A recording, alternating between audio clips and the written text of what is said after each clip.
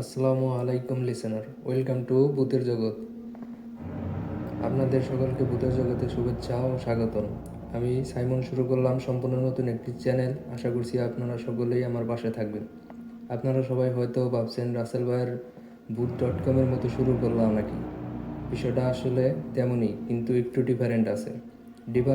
রাসেল ভাই আগে থেকে ঘটনা সিলেক্ট করে রাখে, যে কারণে অনেক ঘটনাই বাদ করে দেন। আমি আগে থেকে কোনো ঘটনা সিলেক্ট করে রাখবো না। যে যেরকম ঘটনা বলবে সেটাই আপনাদের আমি শোনাবো। কারণ দেখা গেছে ঘটনা বাছাই করতে গেলে অনেক ঘটনাই বাদ পড়ে যায়। আমি কোনো ঘটনা বাদ দিতে চাই না, কারণ আপনাদের আশেপাশে অনেকের সাথে ছোট বড় ঘটনা ঘটে থাকে। আমি সেই সব ঘটনা তুলে ধরব। তাই আমি ঠিক করেছি প্রতি মঙ্গলবার ঠিক দুপুর 12টা 1 মিনিটে ভূতের জগৎ চ্যানেলটিতে ঘটনা আপলোড দেব। আশা করব আপনারা সকলেই আমার পাশে থাকবেন। চলুন শুরু করা যাক আজকের প্রথম ঘটনাটা ঘটেছিল আমার নানির সাথে। ঘটনাটি আমি আমার নানির মুখ থেকেই শুনেছি। ছোটোবেলায় যখন নানা বাড়ি যেতাম তখন নানা নানির সঙ্গে ঘুমাইতাম। যতক্ষণ পর্যন্ত না ঘুমাইতাম নানি একের পর এক গল্প শোনাতো আর মাথায় হাত বুলিয়ে দিত।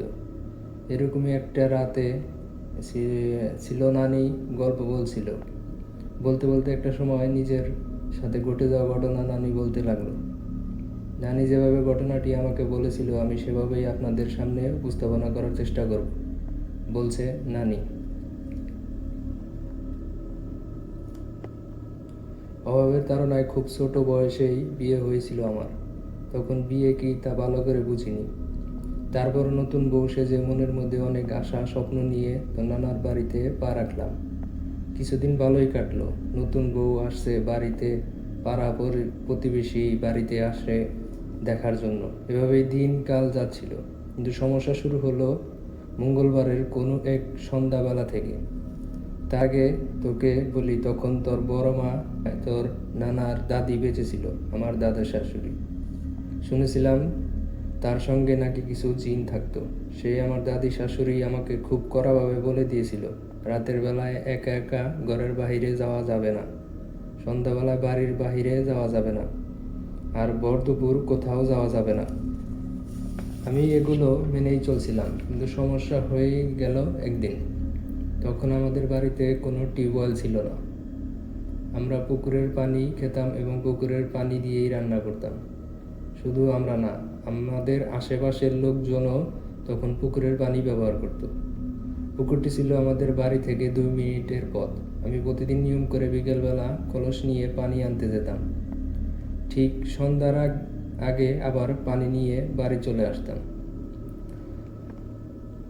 তো একদিন আসরের নামাজের পর পাশের বাড়ি থেকে এক চাচি হরি আসে। তখন এসে আমার সাথে কথা বলা শুরু করে। আমরা অনেকক্ষণ কথা বলি। কথা বলতে বলতে কখন যে বিকেল গড়িয়ে সন্ধ্যা হয়ে গেছে টেরই পাইনি। টের পেলাম কখন, যখন মাগরিবের আজান মসজিদের মাইকে ভেসে আসলো। তখন আজান শুনে চাচিও তড়িঘড়ি করে চলে গেলেন। এদিকে আমার ঘরে কলসিতে যে পানি নেই তা আমার মনে নেই। কি মনে করে যেন ঘরে গেলাম, তখন আমার চোখ গেল কলসের উপর। তখন আমার মনে হলো আজকে কি পানি আনছি। তখন আমি কলসি দেখতে গেলাম, দেখলাম পানি অল্প একটু আছে, যা দিয়ে রান্না হলেও রাতে খাবারের পানি থাকবে না। তাই ভাবলাম পানি নিয়ে আসি। তখন আর মনে ছিল না দাদি হরি সেই কড়া বারণ এর কথা। একলা একলা পানি নিতে চলে গেলাম। তখন আমি পানি কলসিতে পড়ছিলাম। ঠিক একবার দেখতে পেলাম কলসি ঠিক একটু দূরে ময়লার মতো পাটের ফেসটা নাকি চুল, আমি সেটা ভালোভাবে বুঝতে পারলাম না, কারণ তখন ধীরে ধীরে অন্ধকার নেমে আসছিল।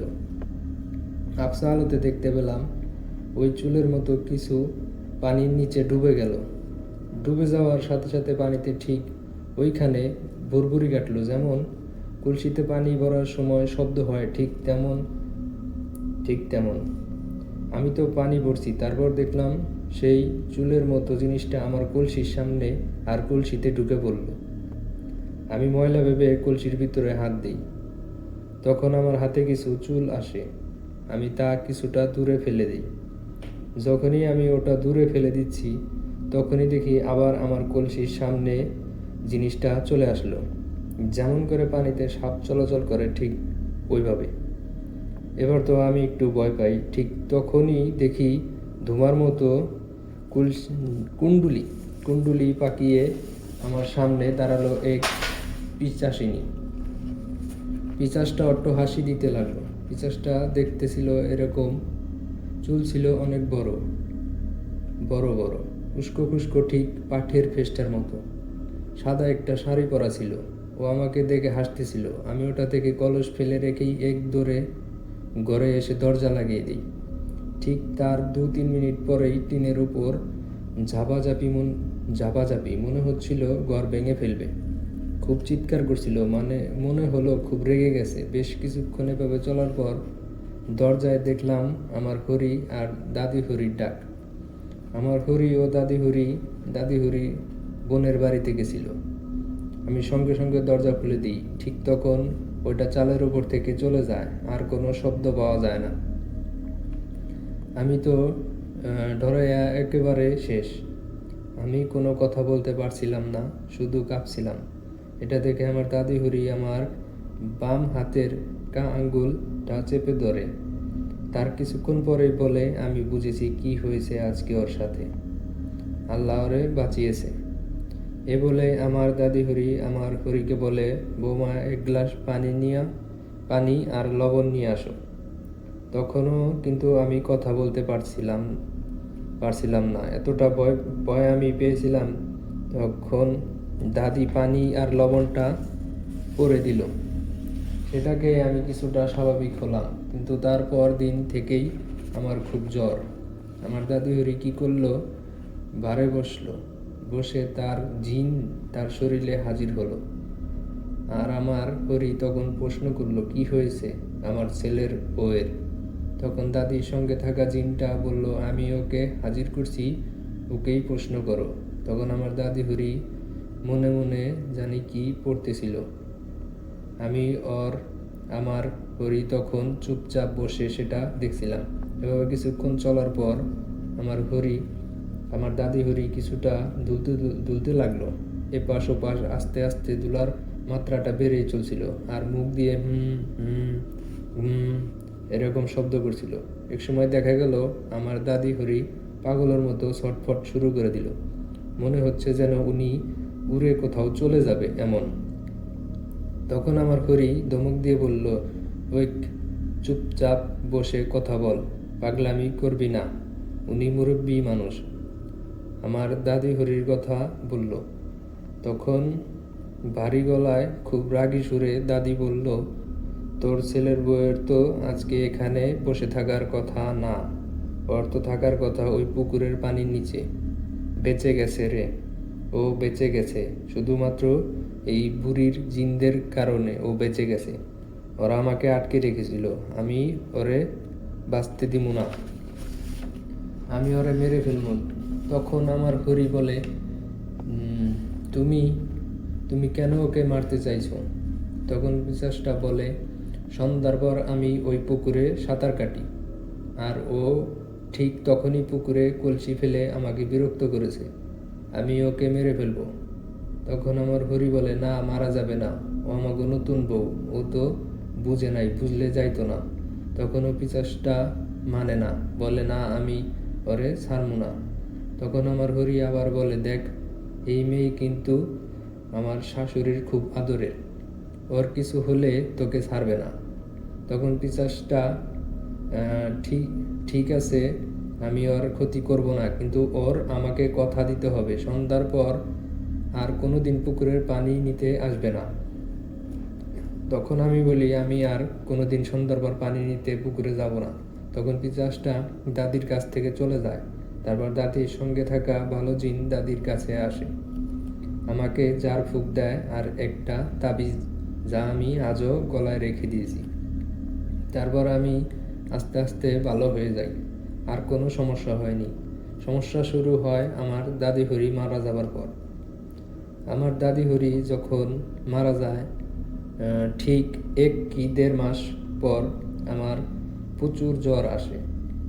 কোনো ডাক্তার আমার জ্বর ভালো করতে পারে না। এভাবে থাকতে থাকতে আমার অবস্থা খুব খারাপ হয়ে যায়। বিছানা থেকে আমি নামতে পারতাম না। তখন আমার হরি এক কবিরাজ নিয়ে আসে আমাদের বাড়িতে। কবিরাজ বারে বসে জানায় আমার দাদি হরি মারা যাওয়ার পর তার সঙ্গে থাকা জিন আমাকে অসুস্থ করে ফেলেছে। তার কারণ এখন আর ওদের ভরণ পোষণ করার কোনো লোক নেই। তখন আমার হরি বলে, এখন আমাদের কি করতে হবে? কবিরাজ জানায় জিনদের ভরণ পোষণ করতে হবে। আমার হরি বলে, কিভাবে করব? আমরা তো এ ব্যাপারে কিছু জানি না। কবিরাজ বলে, তোদের ঘরের পিছে যে একটা অ্যাঞ্জেল গাছ আছে ওখানে ওরা থাকবে। প্রতি বছর একটা বিশেষ মাসে ওদের জন্য বাড়িতে সিন্নি করতে হবে, মানে জাল আর মিঠা তবারক করতে হবে। এলাকাবাসীকে সেই তবারক দিতে হবে। আর তবারক রান্না শেষ হলেই প্রথমেই সেই গাছে নিচে একটি মোমবাতি সহ কলা পাতায় খাবার দিতে হবে। তারপর থেকেই প্রতি বছর আমি এ কাজ করে আসছি। এ বলে আমার নানি তার সাথে ঘটে যাওয়া ঘটনা শেষ করে। প্রিয় লিসেনার, এখনও আমি ছোটবেলা থেকে দেখে আসছি আমার নানি বিশেষ একটা মাসে এই আয়োজন করে থাকে। আর একটা বিশেষ জিনিস আমি লক্ষ্য করে আসছি, সেই ছোটবেলা থেকেই এখন পর্যন্ত সেই গাছটি ততটুকুই আছে। ছোটবেলায় যতটুকু দেখেছিলাম এখনও সেটুকুই আছে, একটু বড় হয়নি। আর সব জায়গায় আলো থাকলেও ওই গাছটার নিচে অন্ধকার বিরাজমান। আমি আরও দেখে আসছি আমার নানা বাড়িতে যে কোনো পিঠা বানালে প্রথম পিঠাটা ওই গাছের নিচে একটা মোমবাতি জ্বালিয়ে আমার নানি অথবা আমার মামি দিয়ে আসে। আজকের মতো এই পর্যন্তই। জানি না ঘটনাটি আপনাদের কেমন লেগেছে। ভালো লাগলে কমেন্ট করে জানাবেন, আর যদি ভালো না লাগে তবুও জানাবেন।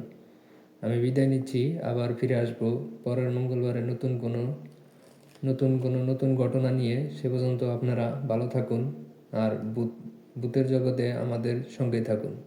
ধন্যবাদ।